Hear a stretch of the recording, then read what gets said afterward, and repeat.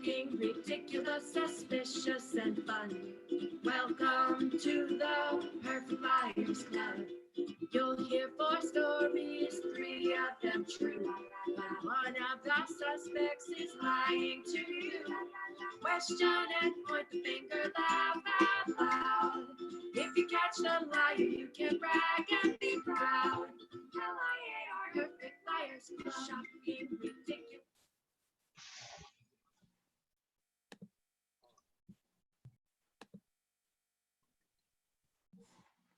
Hello and welcome to the exciting culmination of Perfect Liars Club Home Edition number 2. We've got an exciting night of interrogation on tap for you this evening. Thanks to everyone who submitted their questions in advance. We can't wait to show you what liar spotting looks like online. You're joining us on a very historical day. Today is the 7th anniversary of the very first Perfect Liars Club. And since that auspicious day, many years ago, the Perfect Liars Club empire has expanded around the globe in places like London and Tokyo and the internet, where you are currently watching this program. Welcome. Today is May 6th. Well, at least it's May 6th here. It is a Wednesday. If you are watching overseas, it's quite possibly this is the morning of May 7th. So greetings to you in the future. And to our contingent in Tokyo, we say konnichiwa. This is how this is gonna work. If you are viewing this show, you probably submitted some questions that you want our storytellers to reveal their answers to. Hopefully you've watched the stories online, and now you are watching this stream by YouTube.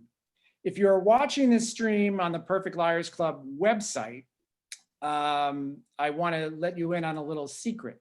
If you click the title of the video, it will open a new window on YouTube where you will have access to a real-time chat. So if you want to compare your notes and cast your suppositions on other storytellers with those of you, with others who are watching around the globe, then by all means do that.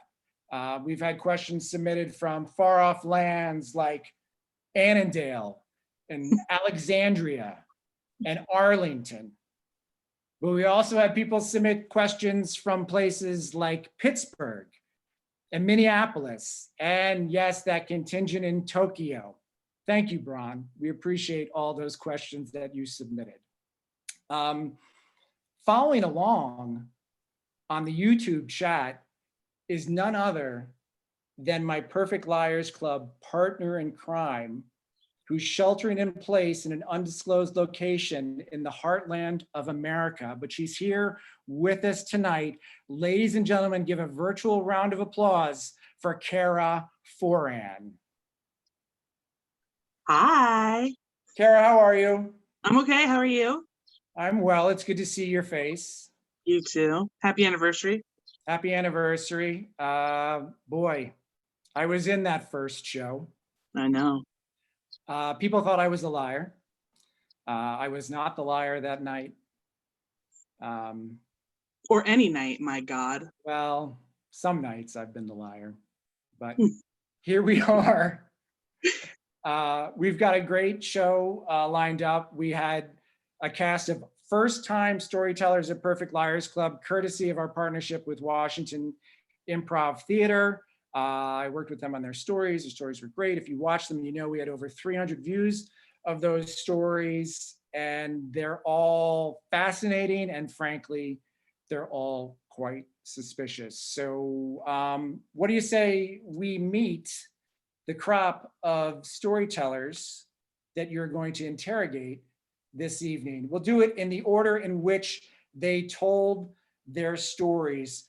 First up is someone who loves to do stand-up in other people's car. Ladies and gentlemen, give it up virtually for Molly. Molly, are you there? Woo, woo, woo. Oh, Molly, how are you? Welcome to Perfect Liars Club. How are you? I'm well, Pierce, thank you. It's great to see you. How are you doing? You know, I'm good. All right. Well, for the ladies and gentlemen playing along at home, give us a minute or two summary of the story that you told. Great. I brought a new boyfriend home with me to Christmas at my mother's house in Pittsburgh and expected him to love my wacky family. And he got to experience a particularly wacky moment where my mother got the Pittsburgh Bomb Squad called for trying to help a neighbor find a lost cell phone. Oh, well, Merry Christmas to you and yours. Thank you. We have a lot of questions pertaining to your story. In fact, I think you have the dubious honor of netting the most questions out of everybody. So you have that to look forward to. But before we get to the questions, let's meet our next storyteller. She prefers edible arrangements over a bouquet of roses. Hands together for Elizabeth. Hey, Elizabeth. Hi. How are you? Pretty good. How are you holding up? Pretty good. It's really ironic. There's a bouquet of roses right there. Oh, next time you got to get that special someone to send you edible arrangements, I guess. That's true. For the ladies and gentlemen playing along at home, remind us of what your story was. Sure. So I went to San Diego with a group of college friends, and we decided to go to a baseball game where I had forgotten my cell phone and found myself lost from my friends because I got distracted by a TV set. And thankfully, due to kind of the epiphany of remembering that we were going to do a breathalyzer experiment at the beginning and the end of the game, we were able to reunite.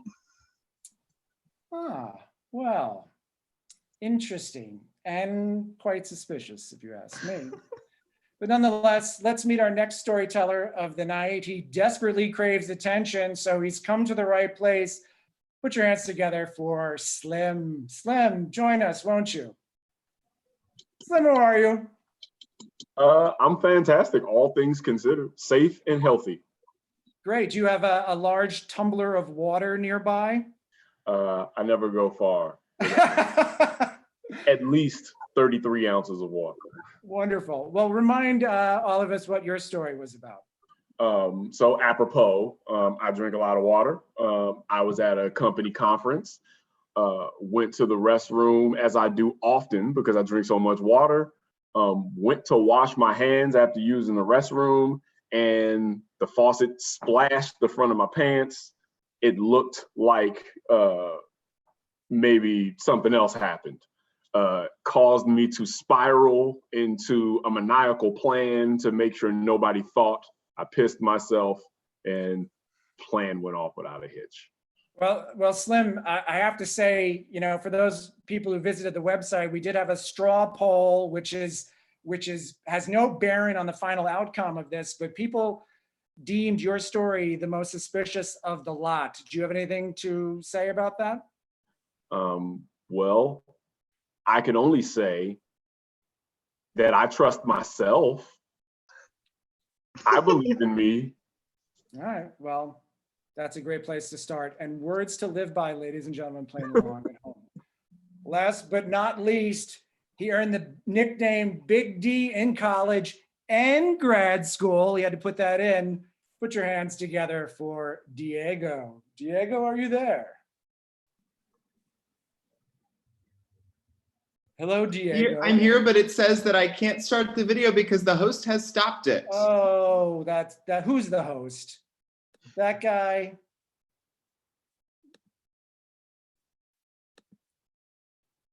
Come on. There you go. Try that. There we go. Here's Diego. Hi. Hello, Diego. Welcome. How are you? I'm How pretty are you good. doing? We've been instructed not to ask you how your day was.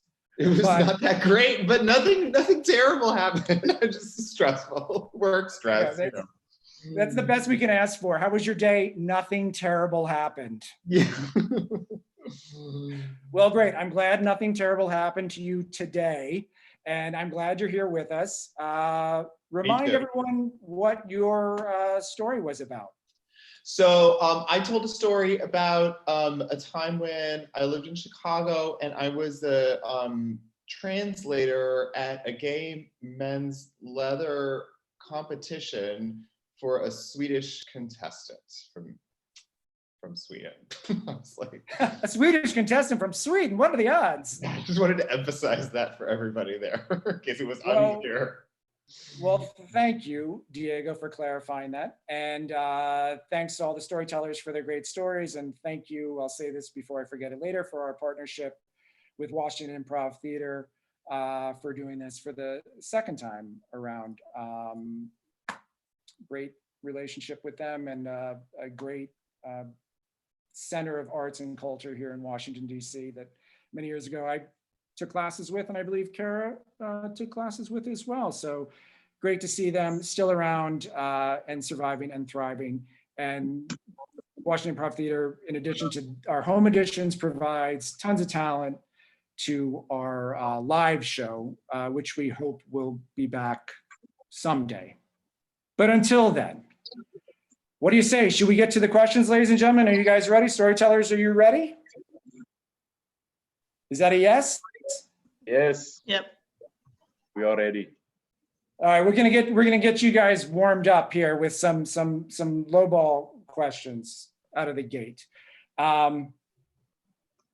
This one we're gonna start. We're gonna start with Diego. I don't know how much this has to do with your story, or how your story was delivered, or maybe what you were wearing when you delivered your story, Diego. But where is it? Brenda in Pittsburgh, hello Brenda, wants to know, is your iron broken? When you mentioned what I was wearing, I remembered because here's the deal, Brenda. I don't know you unless you're an alias. I do know some people in Pittsburgh. Here's the deal, is I decided to put on a nice t-shirt. I even sent this in the email thread with the other storytellers, actually. I decided to put on a nice t-shirt, like the kind that I would wear on a first date, because it was gonna be on camera. And those t-shirts were wrinkled because it's been a long time, because we're inside. I had already changed my t-shirt into that t-shirt, and then I sat down to record the story, and then I recorded it, and then I noticed when I was rewatching it that it was wrinkled, and I was like, well, I'm not doing that again just because the shirt was wrinkled. No, my iron's not broken. Yes, I couldn't be bothered. Let's just say that's the answer to the question. Well put, well put. Thank you, Diego, for that. Elizabeth, Jim in Bethesda wants to know, did you ever find your phone? Oh yeah, it was just like back at the Airbnb. Just like never made it in the purse. Yeah, what was that moment like when you realized, though? I know you mentioned it in your story, but go into a little bit more detail. That shocking moment. If I lose my phone, I descend into a death spiral. I mean. Yeah, I mean, it's like an inconvenience. Like I would have preferred to have it. And like, there were a lot of times throughout the night that I would like reach for it, like for moments of like just pure millennial to like be on social media or like take a picture of what was around me. But like, other than that, like I'm kind of used to it. So I'm like, I can exist without my phone and it's usually not an issue. Usually. I don't know, it sounded like you had that phantom limb type experience there with your phone where you're reaching for it, but it's not. Yeah, it's like such a habit. Like if I don't have my like the other day, I asked someone to like call me and I could not find it, but like it was somewhere. It's always somewhere. It's always somewhere. Truer words were never spoken. I know there's some great questions here for Molly. I want to find out. Oh, here. Linda in Minneapolis wants to know, for the love of God, why didn't your mother just bring the phone into the house? So there was a lot, absolutely, Linda in Minneapolis. But there was a lot in the logic of it, of like, the person is definitely going to come back looking for the phone. and they may not see it in the snow. So she was trying to make this a very easy experience for the phone loser, who would just come back and find it and not have to do, how would they know she had it? You'd have to get the police involved. She's trying to really help this person by just making their phone findable. Right. What is it? The best laid plans of mice and men? Is that a Cell best laid phones? plan? Yeah, well, I don't know. Who am I to judge? That's true. There's a lot of discussion on the YouTube about the phone. Oh, Yeah, oh, really? Daria Ditch. says there's no way. Yes, Daria says there's no way in hell I would have shrugged off a lost phone. Lauren says, but it wasn't lost. Clickety clackety says, I could see someone not wanting to inconvenience everyone, even though it wouldn't have taken much time to go back. And Linda, again, I don't know if it's the same Linda that was in Minneapolis or not, it doesn't say, says, and I always double check the purse for it. You know where I keep my phone? In my bra. And then I get to look for it and feel myself up. So if it's not there, at least I'm comforted. You know what I mean? You don't get that when it's in your purse. You're like an old-timey gal in a saloon in the Old West. Let me make a phone call for you, Sheriff. I mean, sure, let's go with that. Oh, what Slim, lots of questions about your situation. I saw a great question here. Oh, yes, Mark in Annandale, that's Annandale, Virginia, wants to know, why would the moderator begin introducing you if they didn't know you were in the room? Can you explain how that all worked out? Well, the moderator probably didn't know I left the room in the first place to go to the restroom. When you go to the bathroom as much as I go to the bathroom, you don't want to draw attention to yourself. So I frequently try to exit. It's a term. I don't know if the term is problematic, but has anyone heard the term like Irish goodbye, where you try to leave a party without letting anybody know that you left the party? We're familiar with the Irish people. All right. That's how I leave to go to the restroom. I try to make sure people are distracted and not paying attention to me. Slip out, slip back in so that no one notices me. So she probably didn't know I was gone. Interesting. Oh, where did Slim go? Oh, who did we just lose? Oh, we lost Molly. There we go. Wow. I thought Slim was an Irish goodbye. Molly, while we have you and while your internet is functioning, where is it here? So who exactly called the bomb squad? We do not know the answer to that question. Never found out the answer to that question. The bomb squad was not particularly interested in having a conversation about any of this. So we have very little details on how the bomb squad got involved. So there wasn't chatter that you learned about later on the Squirrel Hill listserv about what happened on Christmas Day? Sadly, this was too early for Nextdoor, or we would have all of the answers to these questions. But this was long enough ago that this was pre-Nextdoor. Interesting, because we're going to stick with you, Molly, because here's one of those questions I was referring to earlier. It's from Matt in Adams Morgan. And I'm merely reading this question, so I'm just the messenger. He wanted to know, when did you graduate from college? Hold it. And then he clarified, asking in reference to both the leftover Amazon box and lost cell phone. So I think this is kind of a roundabout way of asking that question you're not supposed to ask a woman. Oh, how old am I? Well, I graduated from the Pennsylvania State University in 2008. And I am 34. How old am I? I'm 34. And fabulous. Thank you very much. So when this story took place, Amazon existed. It did. As well as cell phones. They did. Interesting. Kara, do you have any commentary on that question? Do you want to chime in on that one? On how old Molly is? No. I don't want to chime in on that. I meant the question itself and the manner in which it was asked. Oh, no, I feel like, I think you're right. That's what they were trying to get at, but I feel like it was approached in a respectful manner. If anyone pinned Molly down about how old she was, it was you. Questioner, I think, tried to sidewind it, I do not subscribe to the idea that I should hide my age. Just saying that. Oh, that's cute because you're 34, Molly. Give it 10 years. Me neither. Elizabeth, here's a question from Lydia in Maryland. Why didn't you just borrow someone else's cell phone to call your friends? Oh, I didn't know their number. Okay, Elizabeth? this is a good straw poll. Here, how many phone numbers do you have memorized? Yeah, I was thinking about that. I know, again, I just have my parents' house phone and then all my family members' cell phones. So that's 4. 911. I don't think you can count that. No. How did you remember that one? What's that one for?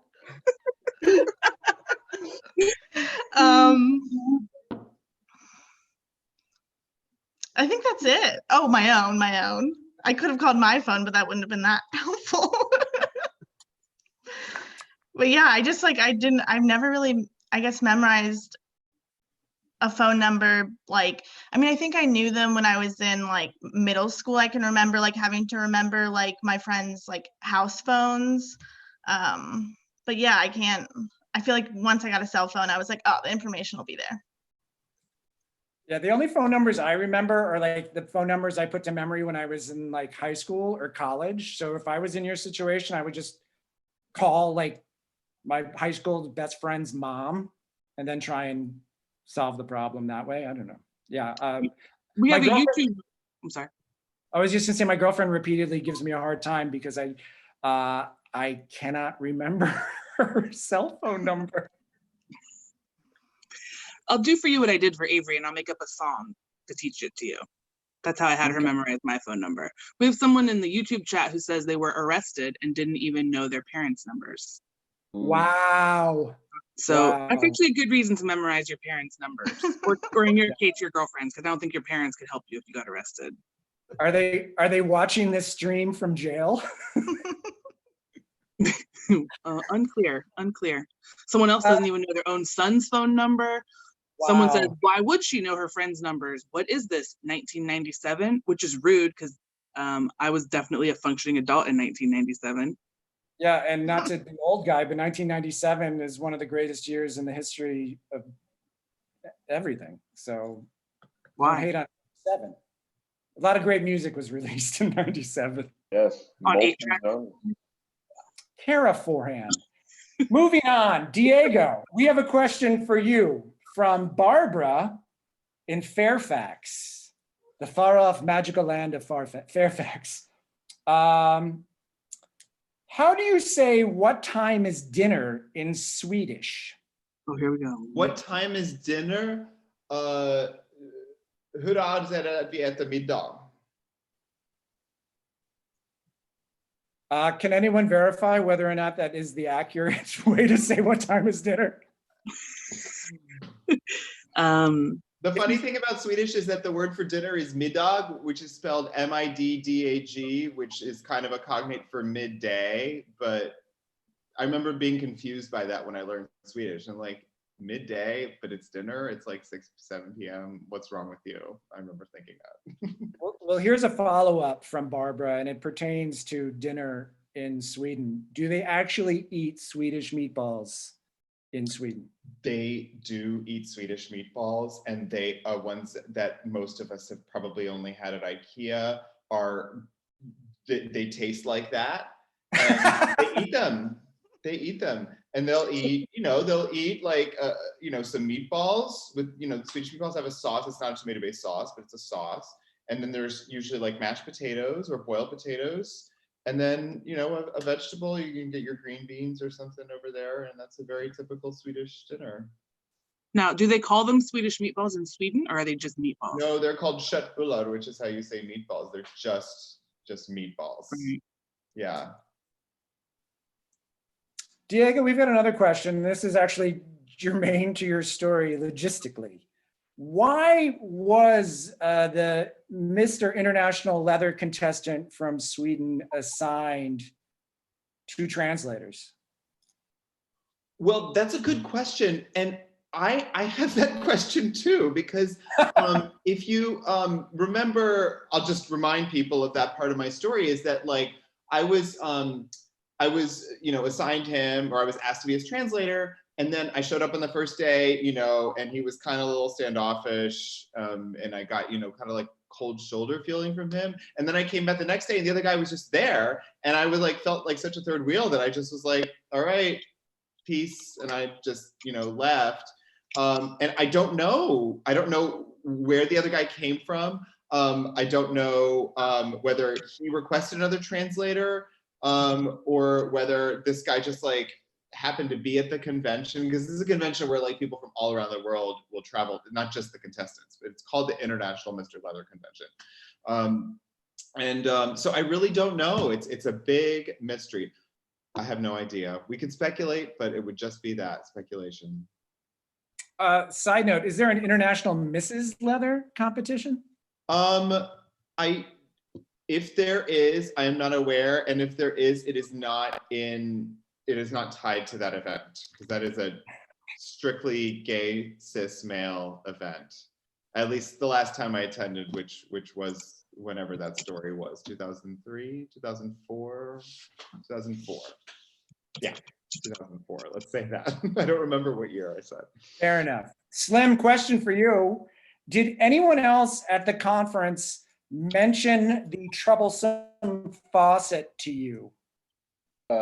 Yeah, if you heard the story, my boss actually mentioned the story to me after I had done the presentation, and not just my boss, but a couple of my closer colleagues, kind of your friends at work, was like, oh my God, how ridiculous was that? One of my colleagues specifically, her name is Kalina, said, I was staring at your crotch, right? She said that to me verbatim. I was glad she was not sitting in the front. That was to my embarrassment. Speaking of your crotch, someone inquired what your custom suit, tell us a little bit about this custom suit you were wearing. What was the material that it was made of, and how long were you talking so much that it was able to dry over the length of your presentation? Okay, so a couple of things to make note of. As I say in the story, the splash on the front of my pants was enough to look like I had peed myself. Then I splashed it with the pitcher water and it kind of made it bigger, but not soaking wet. So my presentation had Q&A and everything. By the time it was done, that was about 30 minutes of talk time. Plenty of time for it to dry. Now the suit is light gray with exposed stitching on the lapel and exposed stitching on the vest. Custom made by my clothier. His name is Harris. He has a company called Panache, shameless plug. He gets the materials from Italy. And if you can't tell by looking at this visually, I'm about 6'6" tall. So I have to get my suits custom and my shirts custom. Otherwise, I won't be able to wear professional garb. Oh, thanks, baby. My wife heard me telling the story and she went and grabbed the suit that I was wearing. Wow. So 3-piece, that's my company logo. And you wear a pin. This is the exposed stitching on the lapel of the vest. Purple interior. Purple was my mom's favorite color. So it wasn't my favorite color, but when she passed, I started like getting purple in a lot of things. So I have a lot of things that are purple, even though it's not my favorite color. What you say? Oh yeah, and my name's on the inside as well. That's my real name, Bobby Williams. But everybody's called me Slim since 1994. So this was the suit I was wearing. This is the suit in question. Thanks, man. Charlotte Williams, ladies and gentlemen. Bravo, bravo. Thank you for the demonstration and the plug for the suit. I am, I'm very impressed, Slim. People want to know, what is this e-discovery that you claim to work for? And more specifically, Wally in Arlington wants to know what software, this could go many different ways, and don't reveal any trade secrets, but what software platform does your company use? So I don't know if that's some inside baseball there or what. Ooh, okay. Well, e-discovery is simply electronic discovery. The E is short for electronic. So I work in digital data management pretty much. My specialty is digital forensics consultation. So I do digital forensics investigations, and I collect data, I analyze data, I go to court and testify about it. By day, by night, I'm a cliche. I do poetry and improv and stand-up comedy and all of that stuff. But we use many platforms. We use Relativity for data review. We use In-Case for analysis. We have an in-house developed tool that we use for taking disparate data sources and normalizing them so that they could be analyzed in timeline analysis. So yeah, we use many different platforms. That in-house platform is called XIOT. All right. Well, thank you for that. What was that, Kara? I believe him. Elizabeth, Braun in Tokyo. Hello, Braun in Tokyo. He wants to know, were your friends mad when you finally regrouped with them? Surprisingly not. And I think it is like a few reasons. I think one, like it didn't like ruin the night. Like we had seen the baseball game. It's not like they missed a baseball game to like look for me. And then I think also they kind of just like expect I'm like a bit quirky of a person. So they weren't that like surprised by it, but they were like, they definitely wanted a stronger answer than I gave, but I just like could not kind of give one at the moment and kind of had to be like, just let it be. Many Perfect Liars Club audiences often get that reaction too. They want a stronger answer and they don't get it. Well, maybe it was because Blizzard. I mean, you earned the nickname Blizzard, right, in college? Yeah. Yeah. Trouble follows you everywhere, Elizabeth. Molly, did the phone ever get returned to whoever lost it? That's a fantastic question. I have no idea. I do not recall anyone going out to see what happened to the box and the phone after the bomb squad left. I guess I assume they took it with them, but I actually have no idea. Interesting. Here's another question, Molly. After that experience, did your boyfriend ever spend another Christmas with you in Pittsburgh? Oh yeah, basically every single one. Really? Wow. Oh yeah. So Superman was not swayed. He was not afraid. My family is overwhelming, but they really are adorable and compelling and lovely to be around. So yeah. Yes, actually, someone inquired. Wally in Arlington wanted to know if he can have Christmas at your mother's place next year. No, but that's cute. Hey, Kara, what's the buzz on the YouTube chat right now? There was some discussion about the International Ms. Leather competition. There was a question, Slim has a lot of control, so why did he have so much trouble? I believe that's a Sync reference. Wally also wanted to know who submitted the question about the suit. I think people seem to be leaning towards Slim as the liar. Like someone, who was it? Linda, again, says, I totally believe Slim, so that's why I think he's the liar. That's like a double cross, reverse psychology, bizarro worlds. I don't know. Yeah. Well, if we've learned anything over the past 7 years, it's that you're probably wrong. But speaking of Slim, what happened to the pitcher when you dropped it on the floor? Did it shatter? Did it break? Was it plastic? Was it glass? Tell us a bit about the pitcher that you dropped. It was a stainless steel pitcher, so it did not shatter and it did not break, but it did clang. So it was very loud, intentionally so. It was ironic because, I don't want people to know I'm going to the bathroom all the time. There was one instance that I wanted to call attention to the fact that I had this. I'm an overthinker. That is something people should really know about me. So sometimes when I'm in crisis mode, I spiral. I've literally had situations where I was like worried about friends and went to search for them and like put on a disguise so people wouldn't recognize me. Like it's difficult living up here when I'm in crisis mode, but this one kind of worked out for me. So. I see. Molly, did Brian get us? I'm sorry. Can we really pass by the disguise thing that quickly? I don't think we can. You dress up in disguise to go check on your friends and see how they are if you're worried about them? This was one story where I had to actually put on I didn't have to put on a disguise, but I thought the situation warranted me putting on a disguise. I was in a foreign country. I was worried about my friends maybe being attacked and taken to prison in Mexico the last time I saw them. So I went to go scout the area. I put on a disguise so people wouldn't notice me. I walked with a hunch so they would think I was a different person. I spiral. I get a plan and I spiral out of control. I'm contemplating the walking with a hunch kind of thing. Well, that was going to be my next question. You're 6'6".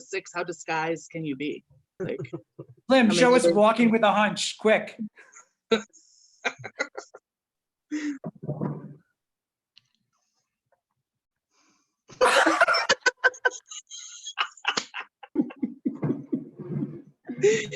Oh, well, that was convincing. That was a real hunch, not a fabricated. Wow. Yeah, you can tell. The quality shows through. I have a hunch about that hunch. So Diego, Nora I believe she's in Virginia. Oh, she's in Arlington, the balmy burg of Arlington, Virginia. Before I ask this, let's keep it PG.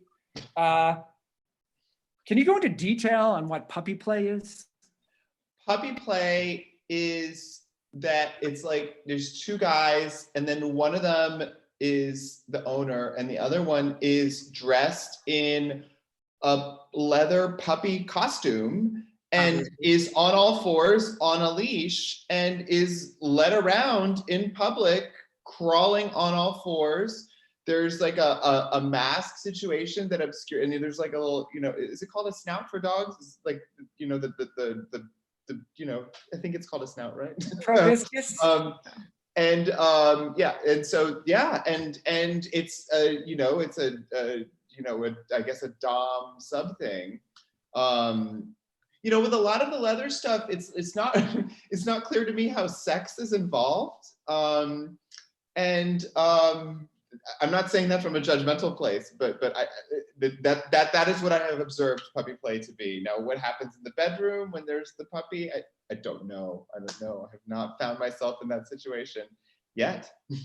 So if I remember correctly, at the end of your story, you came to the conclusion, because it was a story about you and learning and life's journey, you decided that the leather scene wasn't for you. Have you changed your mind on that at all? Yeah, you're right. That is how I ended the story, and that continues to be true. I have not changed my mind. Leather is not for me, but I do love going to leather events because despite my experience with the Swedish contestant in this competition, who was not very friendly to me, by and large, the gay guys who are in the leather community are some of the friendliest, most welcoming people.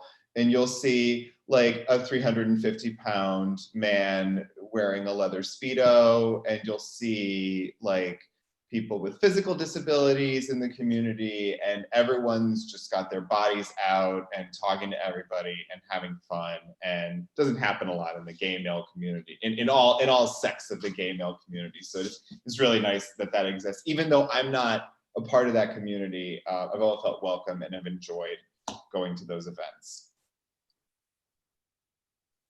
Well, thank you for that. We have one more question for you, Diego. When you first met the contestant from Sweden, what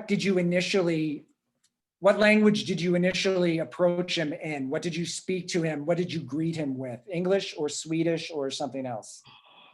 It was a long time ago, so my memory is a little fuzzy about this detail, but I'm gonna go ahead and say that I spoke Swedish to him because I think we understood what the situation was, and I didn't know like how. I knew he'd probably have some English, but I didn't know how good it was, and I didn't want to put him in the situation of like having to speak English if he's embarrassed to speak English. So I probably spoke Swedish right away.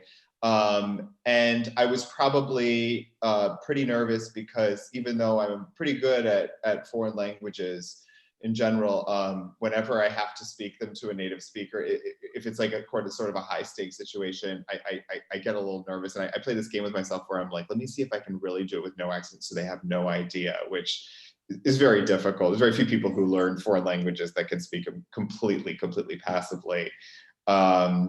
So yeah, I went to Sweden 2 years ago after 15 years of not going there. And I remember getting to the airport and being like, can I do it? Can I do it? I had to like buy a subway ticket and stuff. So anyway, I probably spoke to him in Swedish right away.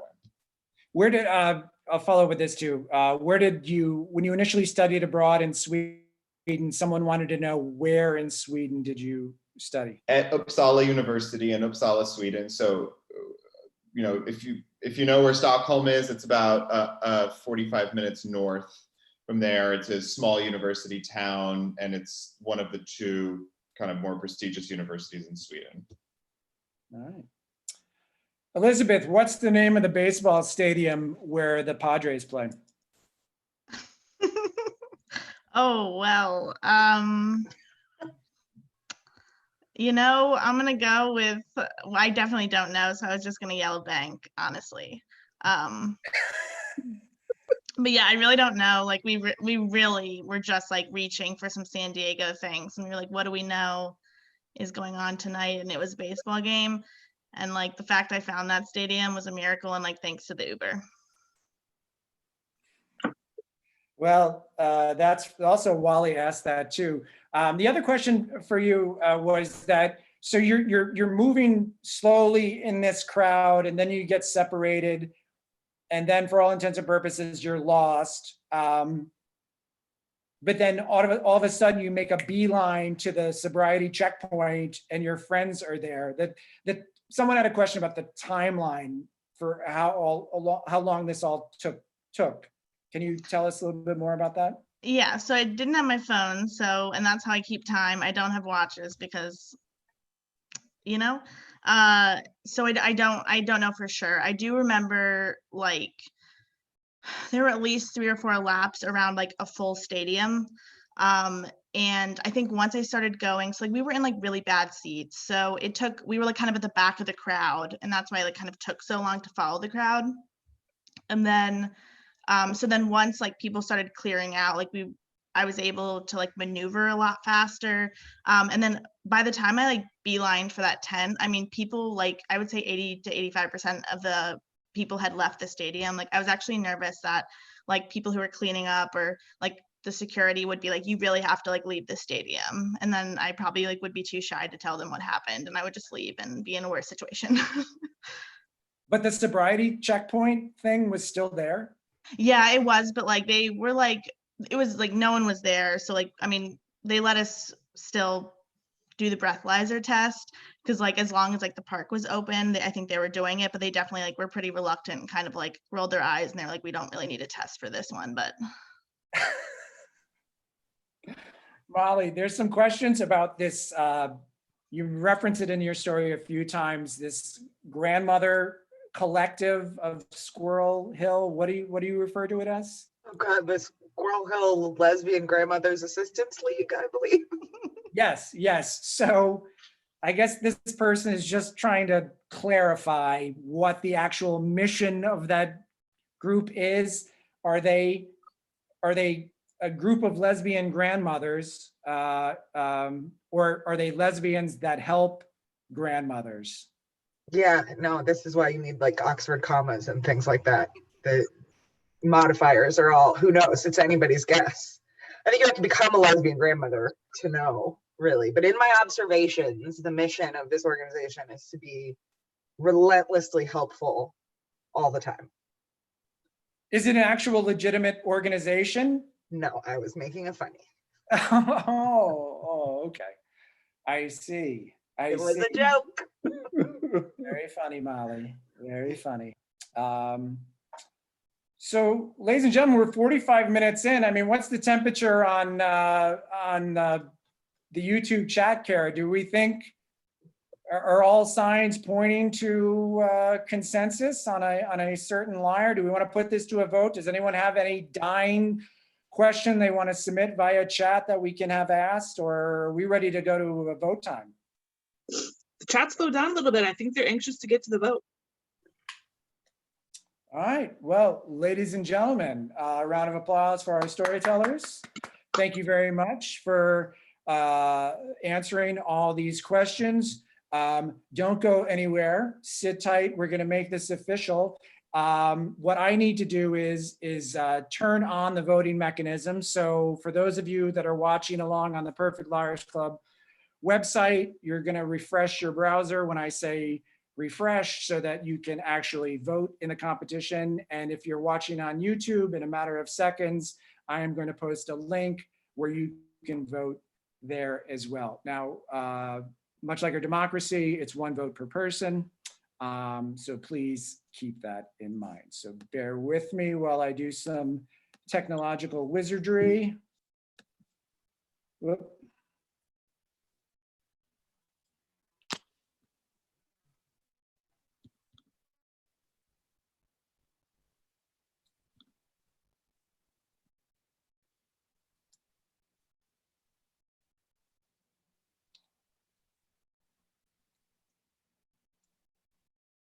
The anticipation builds as I click through multiple windows. Oh, thank you, Deborah, for clapping. I see you. All right, ladies and gentlemen, following along on the YouTube chat, I am posting the vote link. Hopefully that works. And for those of you on the Perfect Liars Club PLC Home Edition 2 page, refresh your browser and you should see at the bottom of the page, at the very, very, very bottom of the page, where it says time to vote, please record your vote. And we will give you a minute or two to do so. And that will be it. And then we will know the truth about who is not telling the truth or something. Right? Yes. Thank you.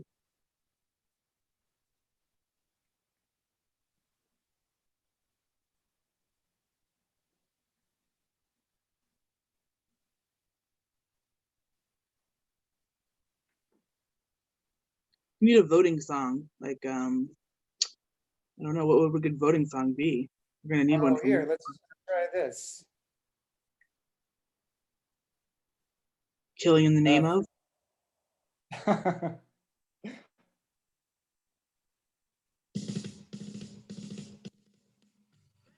That's great. Sing it if you know it. I saw a meme the other day that said, REM led me to believe that I would feel fine at this juncture, but in fact, I don't. Which I thought was a, get it? It's the end of the world as we know it, and I feel fine. No?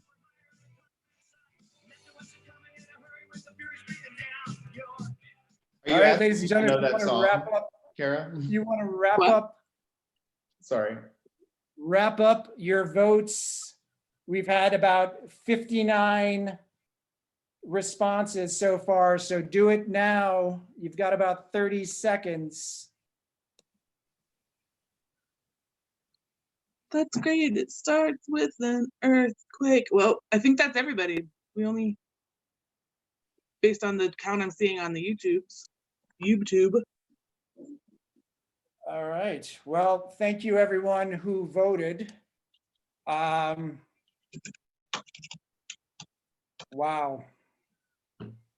Wow. Wow. I'm just gonna keep saying wow. Do you want to see where? Does everyone want to see where the votes netted out? Are you curious to see what we're looking at here? All right, bear with me a second. And nobody, we're not revealing who's right or who's wrong. We are just merely looking at the tally at this point. All right, ladies and gentlemen. Woo. Are you all seeing what I'm seeing? Wow. Wow. Whew. That's quite the split.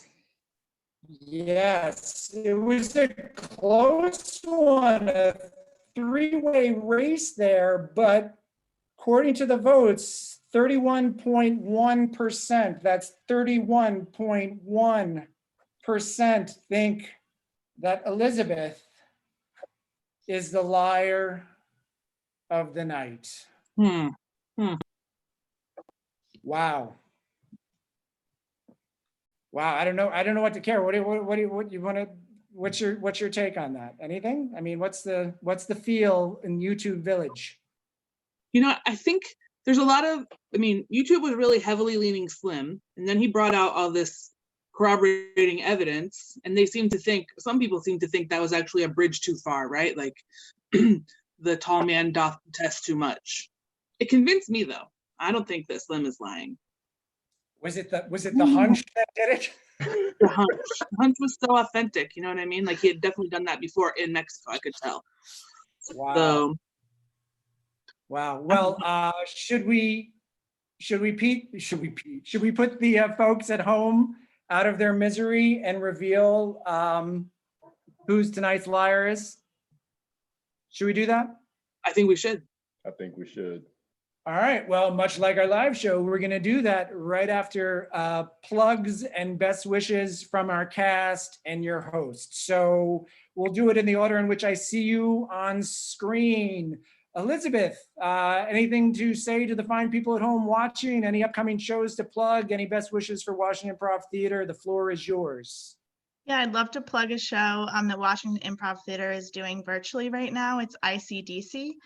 So Friday at 7:30, they're interviewing people from DC, and then they're using that as inspiration to perform. I won't be performing this Friday, but I will be performing on May 22nd, but that doesn't mean you shouldn't watch all Fridays. Great, thanks for that, Elizabeth. Slim, you're up next. So as you guys heard, I do spoken word poetry in addition to all my other creative outlets. And Spit That in Residence has a residency with Woolly Mammoth Theater. They're doing virtual shows since we can't do them live. And they have a show coming up on May 25th. And I've recently been asked to feature perform at that show. So I believe you can go to Spit That online, or you can go to Spit That, spelled SPITDAT, go to their Facebook page and get more information, or go to the Woolly Mammoth website to get more information about that show on May 25th to see me, Slim Williams, perform. Great. Diego, you're up next. This is it. I don't have any other shows lined up right now, but thanks for asking. And I don't know, follow in Instagram at Diego is here okay. That's a thing. Awesome. Molly, what do you got? I'm the production manager at Story District. Our next show is May 12th. It will be streaming on YouTube just like this. Storydistrict.org for details. We also have classes and all sorts of other virtual events that are pay what you can. Check out the website, come do some story stuff. Awesome. Kara and I are big fans of Story District, and we cut our teeth there. Yes, we did. Kara, what do you got? I have a talk show tomorrow night with you at 7:30 p.m. called 6 Feet Apart with Kara and Pierce. We're going to be interviewing the amazing, fantabulous Phil Branch, one of my favorite DC people, my favorite people, period. And then, so tune in for that.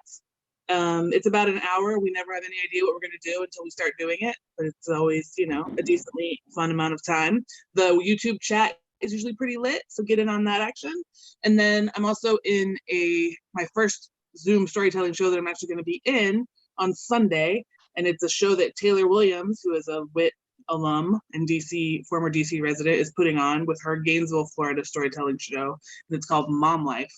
I'm going to tell the story about how I taught my daughter about the birds and the bees. So we'll see how that goes. Awesome. And we've got a few more tricks up our sleeve too. So be sure to follow Perfect Liars Club on the socials, Facebook, Instagram, and Twitter.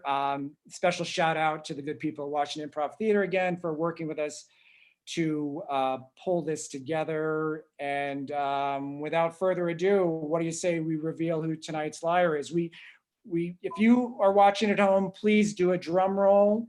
We're gonna count down by 5. So when I say, when we hit 0, if you are not the liar, repeat, if you are not the liar, and that includes the host, myself included, I hope I do this right, turn off your video and we will reveal who the liar is. So, and then we'll come back and say our farewells and call it a night. So, ladies and gentlemen, when we count down, we're going to reveal the night's liar. So let's do this.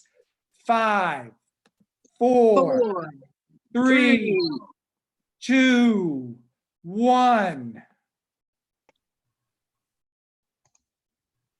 Whoa! What?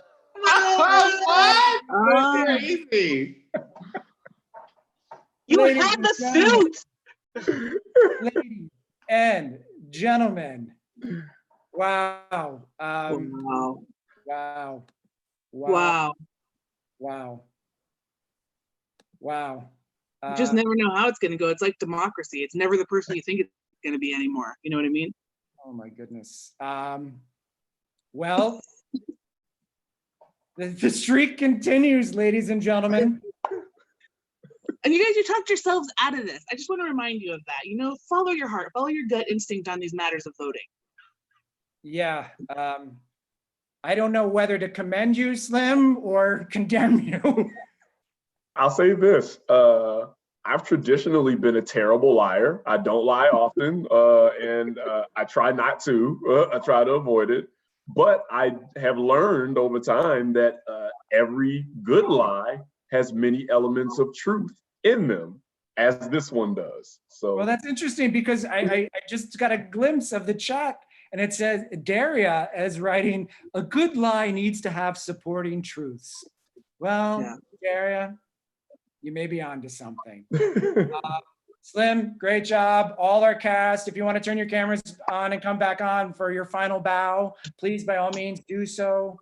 Thank you all at home and around the world for watching. Be safe, be well, be kind to one another. We'll do this all again very soon. We hope you had as much fun tonight as we did. Thank you all, and good night, everybody. Bye. oh, that was so much fun.